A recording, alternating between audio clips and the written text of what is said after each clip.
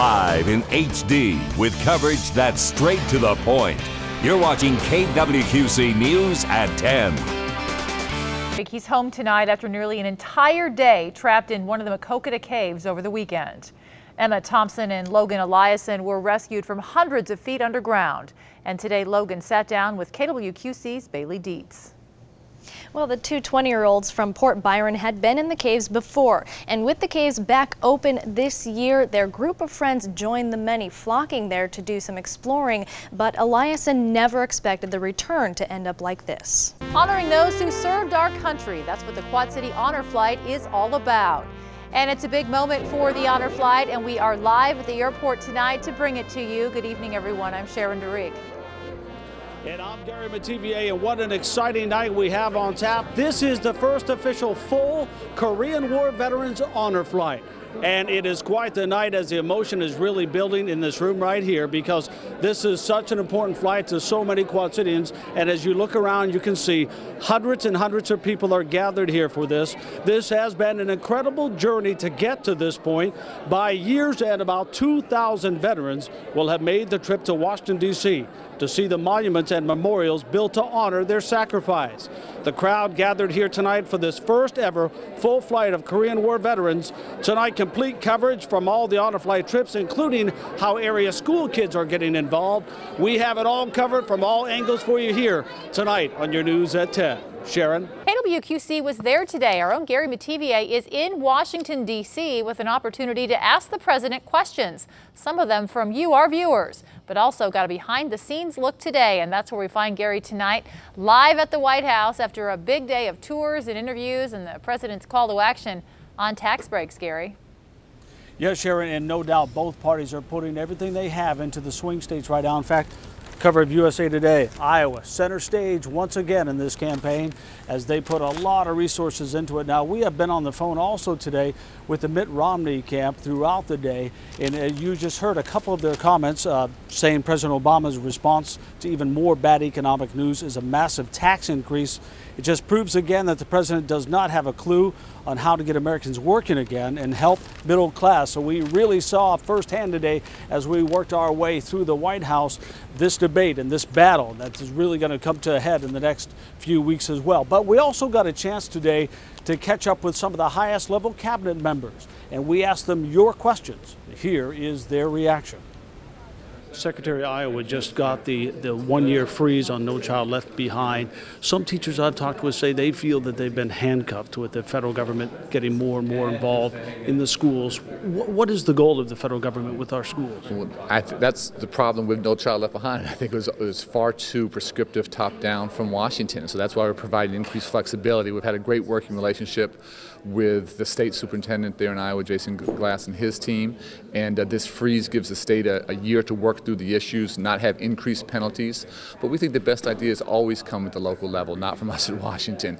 The Rock Island Arsenal, the First Army, that's the biggest institution for Iowa, Illinois, and Wisconsin.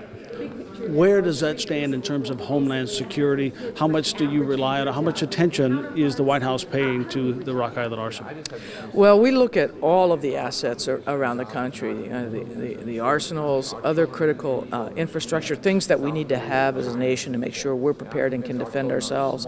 And so when we look across the country, things like the Rock Island Arsenal obviously pop up as things we want to make sure are incorporated into whatever planning we're doing. Martha from Moline actually has a question. She's had a small business for 25 years, and she says, you know, job creation is so important that we're trying to press that as the backbone of the economy, yet the banks are still pretty tight on a lot of these small businesses. Is something being done to try to lighten that up and make banks a little more small business friendly?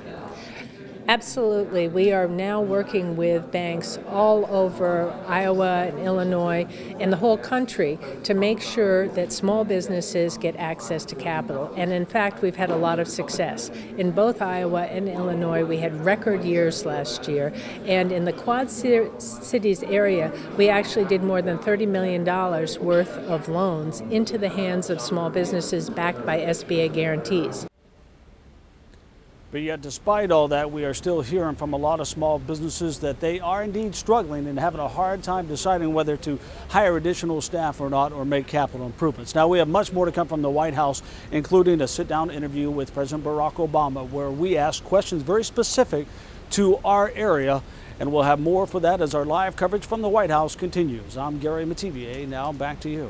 Good evening. Iowa's swing state status has brought us to the White House tonight, as both parties vie for the votes that could determine who holds the most powerful job in the world come November. But Mitt Romney and Barack Obama, as they battle it out over taxes tonight, what could be a major signal from the White House for the QCA's largest employer. Tonight, an exclusive one-on-one interview asking the president your questions. Mr. President, for the American people, it seems like we've been experiencing crisis after crisis, from everything from student loans to the budget, all coming down to the wire. And we have the Rock Island Arsenal, which, as you know, is our largest employer. 8,000 jobs, about 500 private companies that do business with it. Right. There are concerns that if defense cuts happen because the commission was not able to reach a consensus, that those jobs could be in jeopardy. How do you, as a president, moving forward, start to bring people together so we get past some of the stress that's affecting everyday lives of so many Americans? And is the Arsenal safe? Well, let me tell you, I do think the Arsenal is safe. The last time you were in the Quad Cities, you went over the I-74 bridge as you came into town. You stopped at Ross's. I did. Have a little Magic Mountain. I did. Remember that? Man, that was impressive. Yeah. Well, that bridge, Secretary LaHood has called one of the worst bridges he has seen. Right. How do we improve our infrastructure for things like that while still maintaining spending controls? Well, the good news is we just got the transportation bill passed. Final question for it, if I can. Talking about businesses and the tax cuts you talked about today and proposing. Martha from Moline, small business for 25 years. She says the banks are still too tight with money, so it's hard to grow for a small business now. Yeah. You know, I've been hearing that a lot. I was on a bus tour out in Ohio and Pennsylvania, and everywhere I go, when I talk to small businesses, they say, you know what, we've gotten through some of the toughest times back in 08, 09. If you don't give somebody some credits, some tax breaks to allow them to survive, we're going to be buckling under. The answers to your questions. We asked what you wanted to hear from GOP presidential candidate Mitt Romney. Tonight, a local small business owner's question and his reaction to Romney's answer. Decision 2012 tops your first 6 minutes tonight. It is historic, visit after visit to an area that is so pivotal in the most important race in government.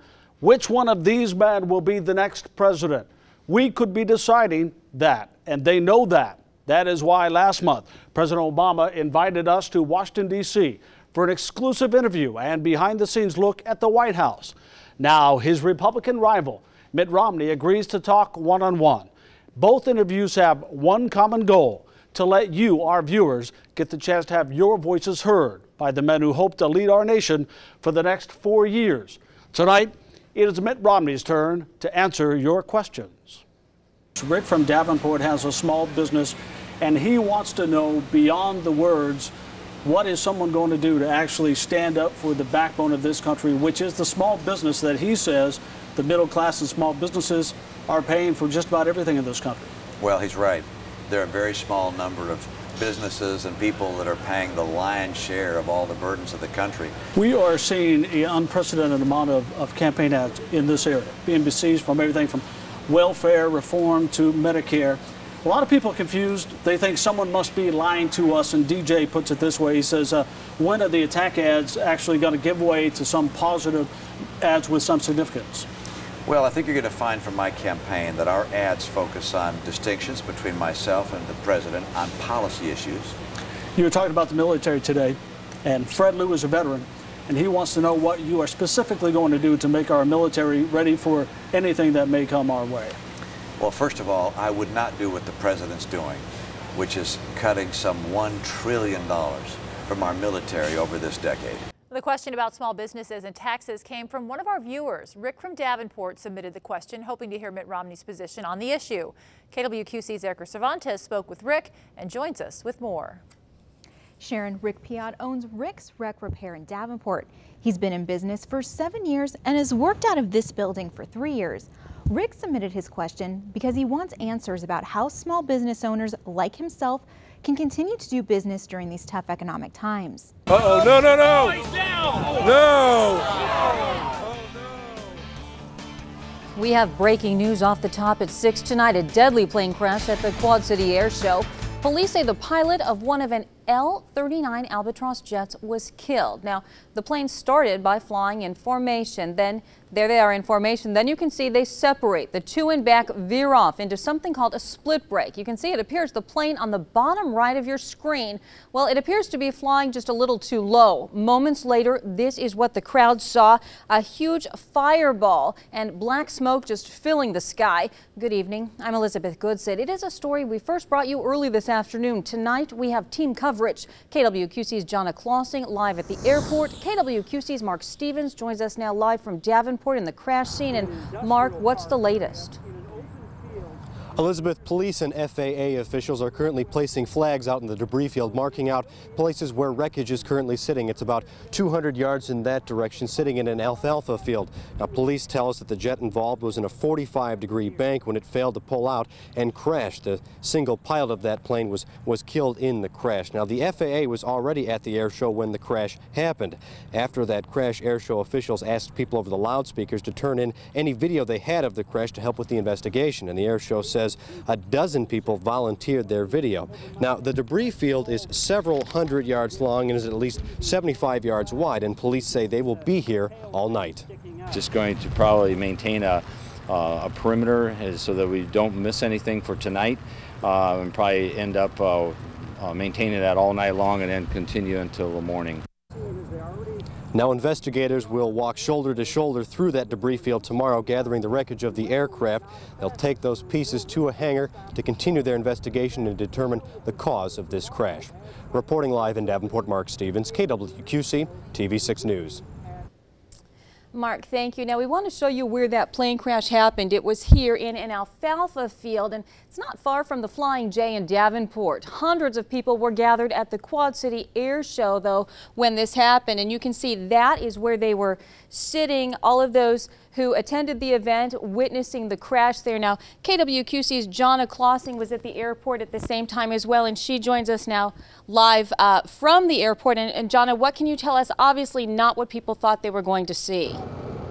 No, Elizabeth, people did not expect this at all. I was actually here wrapping up an interview when I saw the explosion out of the corner of my eye, and many people here today watched in horror as the plane took a nosedive straight to the ground.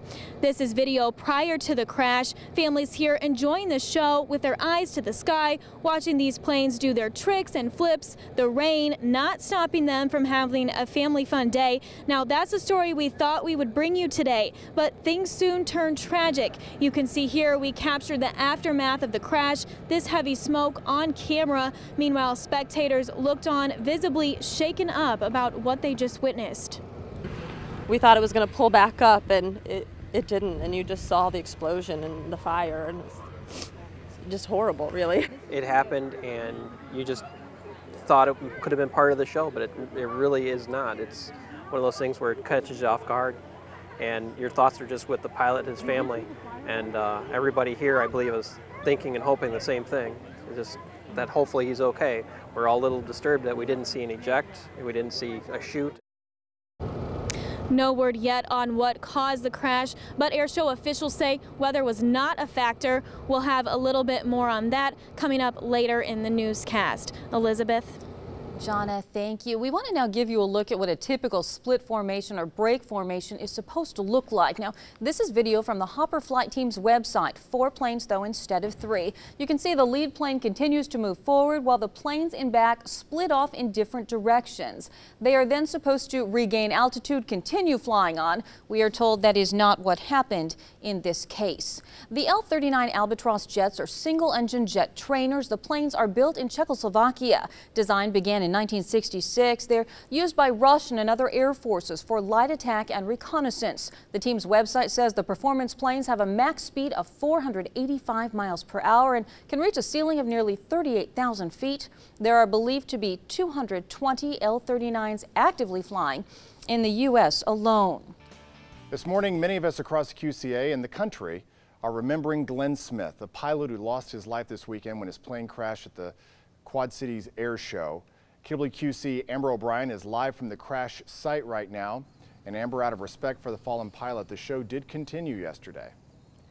That's right. They did have the show go on Sunday as well after, everything that did happen on Saturday. And actually, we're at the site where that accident did happen. It's back here. Now that it's starting to lighten up a little bit, you can see a little bit more of this field. It was back farther where the crash actually happened. And then this morning as well, there is a memorial site here for the pilot who passed away. You can take a look at the flowers and the picture that were laid out here for him, and you can read it. It's probably hard for you to see through the camera, but forever flying high, and obviously that's momentum for that pilot himself. Now we're going to take a look at the video from the crash. A Soviet-era jet was flying in formation with others Saturday when it went down, crashing into an alfalfa field, the one right here in northwest Davenport. Back to our breaking news story tonight about the Toulon investigation into a missing baby. The mother reporting the baby, the 3-week-old, was taken from her car. There is the baby right there. Elizabeth Goodset just back tonight with the very latest breaking details on this right now. Elizabeth? Let me tell you, it was very much surprising news really to everyone who had been waiting for word about baby Mia. There were hugs, big smiles, lots of tears outside the Stark County Sheriff's Office in Toulon. Worried friends, relatives. They learned the Amber Alert was canceled. Little Mia was found alive. That joy, though, quickly turned to dismay midway through the sheriff's announcement tonight. And let me say right now, for this particular incident, I'm so damn happy I could cry. So I hope we get through here. The child was found alive on a rural Stark County road, where it had either been dumped or placed there by subjects unknown. The child was taken by ambulance to area hospital to be checked out. It remains under investigation, but at this time, the child's mother, Kendra Meeker, age 19, has been arrested on charges relating to the incident. That's all I have to say right